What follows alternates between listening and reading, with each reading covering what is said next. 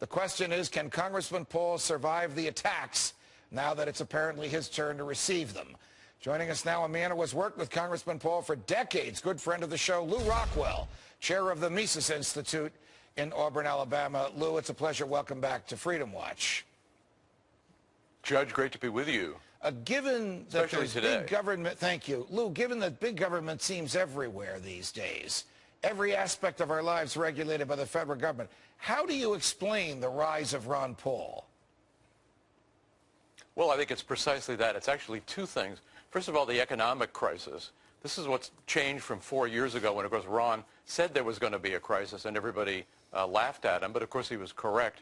So after 4 years of economic terror, we're all afraid for ourselves, for our parents, for our children. We're worried about the future. We know that we know about the crony capitalism on Wall Street. We know about Goldman Sachs and Citibank and Bank of America and all the big J.P. Morgan, all the big guys living at the trough at the expense of the average person. People are angry about that, as well they should be. Also, and it took them long enough, but today they realize we're living in a police state.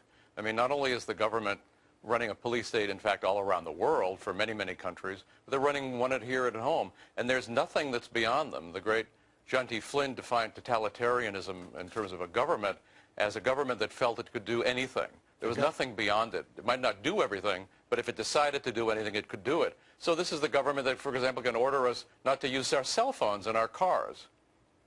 People are sick of it. They're angry about it. They want to change. Right. It certainly seems to be getting that way. How do you read the Republican establishment, Lew? I mean, what would the Republican establishment do, for example, if Ron Paul wins the Iowa caucuses, and right now he's in a tie for first, that's just 3 weeks out, and then wins or finishes a close second or even a tight third in New Hampshire? What will those establishment, big government Republicans that run the party do? Well, first of all, of course, they're terrified of him. But I think they're not going to be quite as vicious as the media will be because they're afraid he might run as a third-party candidate or as an independent. So they're actually not wanting to drive him out of the party.